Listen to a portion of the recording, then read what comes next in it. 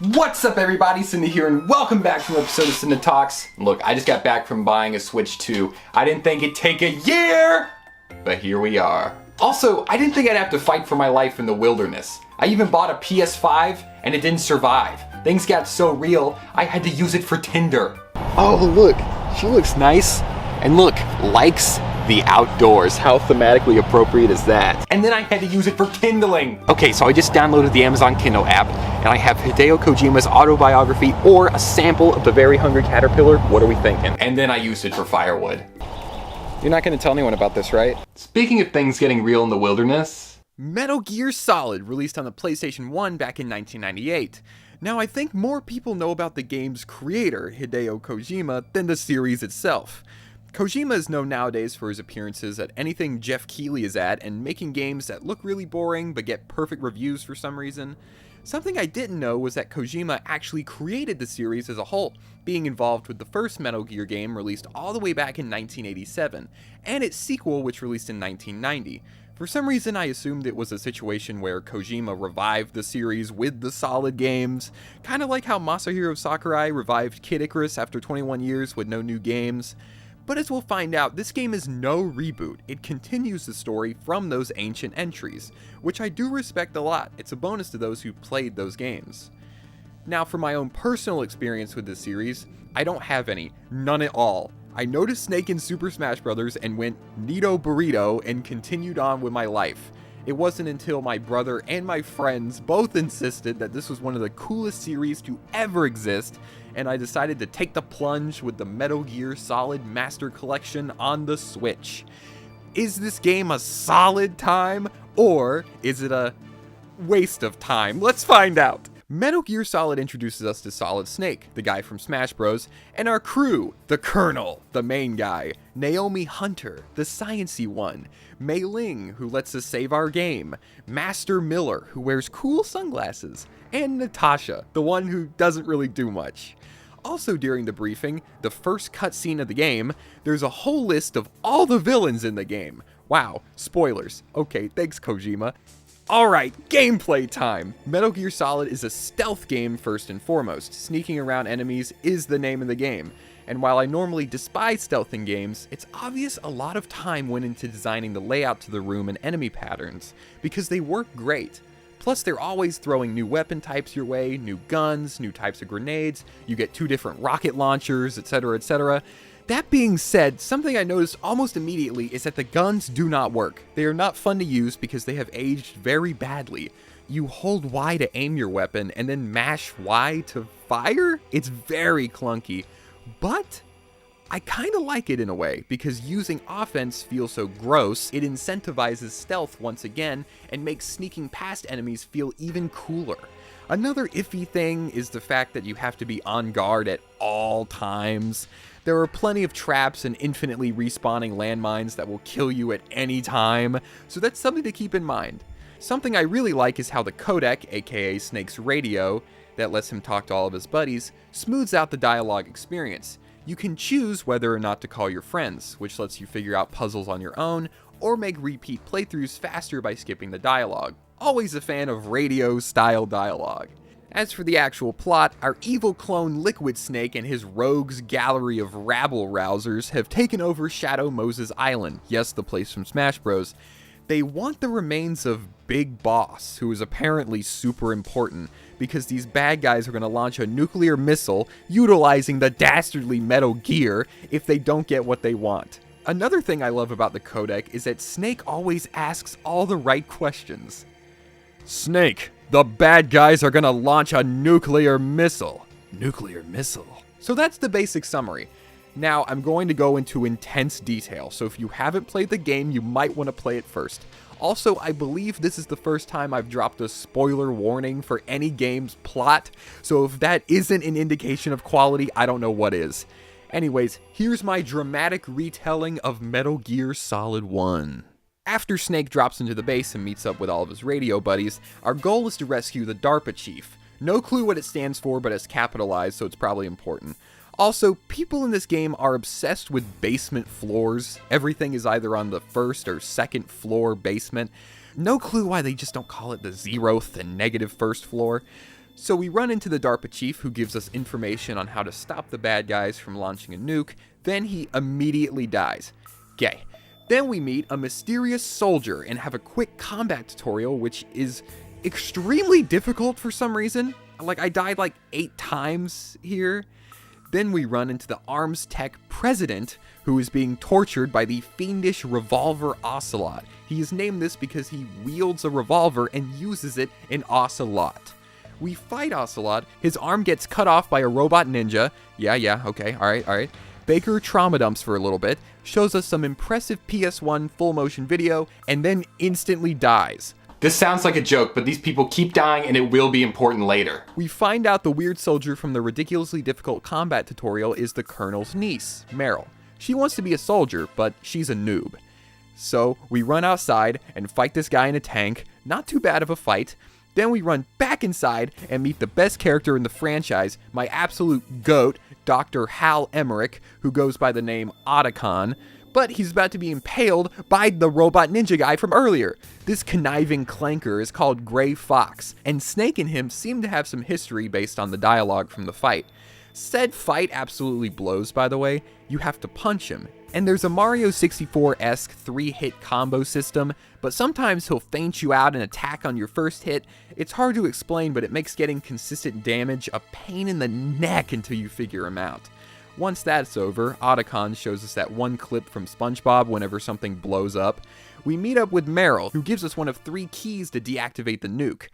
DARPA told us that there are 2 codes that let the bad guys launch the nuke. The bad guys have both of these codes.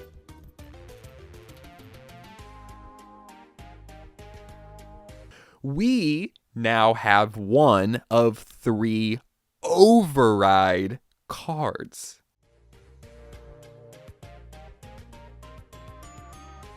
Then we fight Psycho Mantis, who is awesome. He tells you point blank to put your controller on the floor. So I went to my Nintendo Switch 2 home screen, turned on controller vibration, and then sure enough, he made that son of a gun shake. This fight was one of the very few times I had to look something up. One time was to find Meryl's codec code, even though it's on the back of the game case, which is the canon way to find it. How cool is that?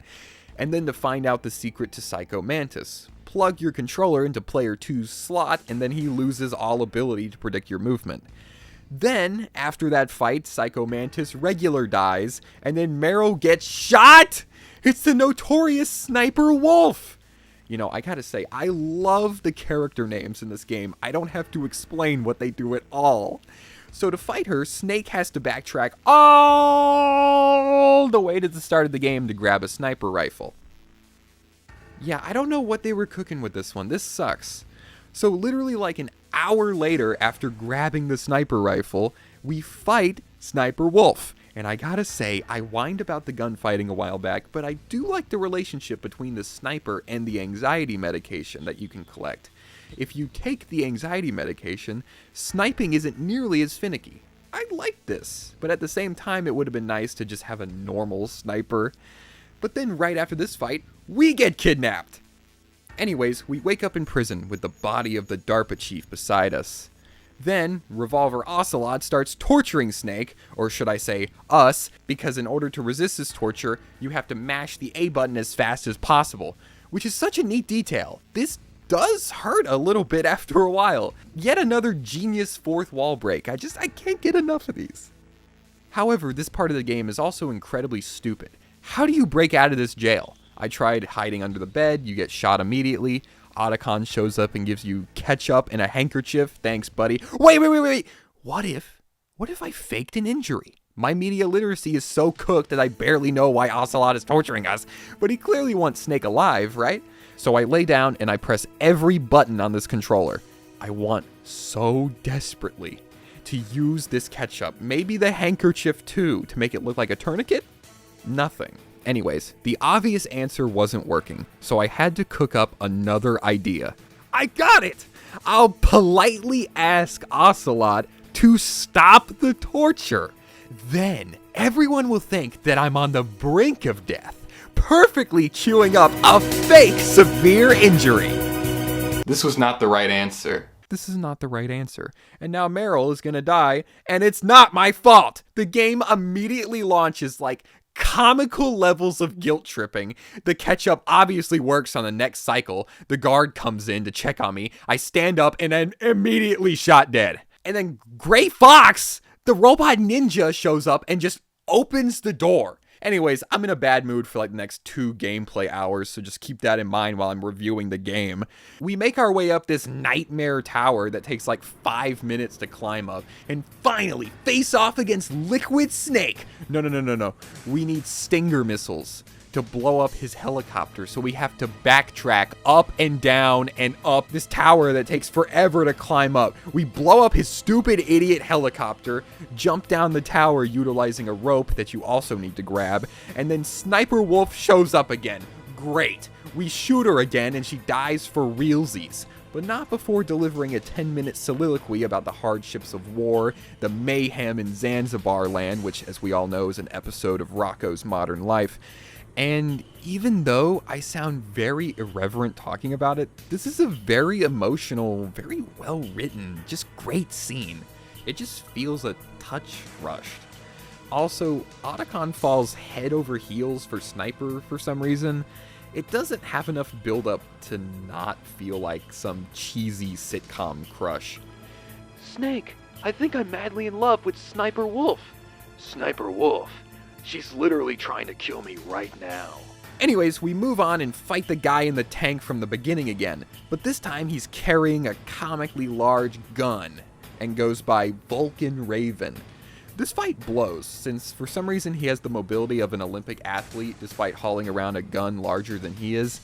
You have to attack him from the back, so basically you pull out your stinger missile and fire a blast, but by then he's already rounded the corner by the time you can aim at him, so the rocket hits nothing. Also, he can stun lock you if you get within his line of sight, so that's fun. We take him out and he reveals that the DARPA chief from the beginning was Decoy Octopus, so he wasn't even real. Anyways, that doesn't matter. Metal Gear is right there! But we only have one deactivation card. Thank goodness Otacon's here to help. Snake, I figured it out. You have all 3 cards. All 3 cards?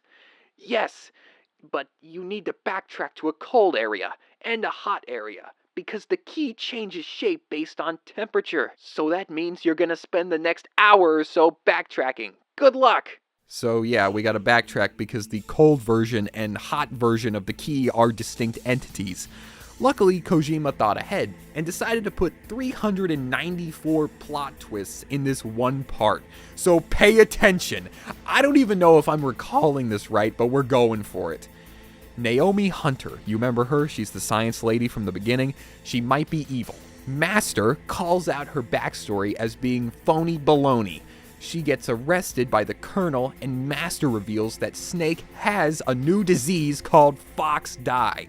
A little on the nose, but it makes whoever has it die instantly. I told you it'd be important later. Then Naomi Hunter starts yapping, blah blah blah, ooh, I didn't mean to kill you, Snake, whatever. Then Master reveals that he's actually Liquid! Oh, brother! Literally! Also, I want to mention this room with a gazillion sniper cameras specifically. You need to use your chaff grenades that deactivate electronic weapons, and since you backtrack through here like 3 separate times, it puts such a strain on the resource you're using the entire game. Just remember that for later. Anyways, Liquid uses Metal Gear to try to kill us after he spills the tea about how both him and Snake are clones of Big Boss. Now that we're low on chaff grenades, we can't dodge his missiles, so we just have to unload stinger missiles on him and pray for the best. Gray Fox shows up, admits to killing Naomi's parents, tries to help us, and dies. Okay. We take down Liquid in a brutal fistfight after blowing up Metal Gear, and if you're stupid like me, Otacon saves you, and if you're normal, Meryl saves you. There's a Metroid-esque escape sequence where Shadow Moses is going to get carpet bombed to hide everything, but we escape and Liquid is still alive. Oh, never mind. Fox die. Naomi drops some life advice to apologize for killing us in the future. Also, I want to say that if my doctor injected me with a virus that kills me instantly, and then when I asked if they injected me with a virus that kills me instantly, they responded with YOLO, I wouldn't go there anymore, probably because I'd be dead. But whatever, we watched some stock footage of Alaska, and it's very beautiful and, yes, emotionally moving. Can I say something, though? Can I say something? I think I actually got the good ending. Well, not the happy ending, but the more appropriate ending.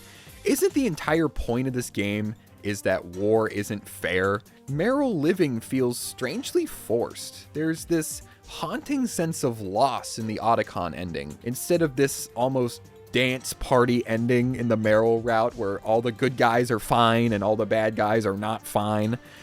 But what do I think of the game as a whole? It's fantastic. I know I made quite a few irreverent jokes and jabs and goofs and gaffes throughout the story synopsis, but this is one of the only games I kept playing just to see how the story would play out. There's such a sense of emotion with these characters, even if they look like Lego guys when they talk. I think the gameplay is a little clunky nowadays, but it holds up amazingly well, and I would absolutely recommend this game to anyone looking for a strong story and uncharacteristically fun stealth gameplay. So that's it. As previously mentioned, I was in the wilderness for about a year and a half, so I'm gonna go to bed now. Okay, bye!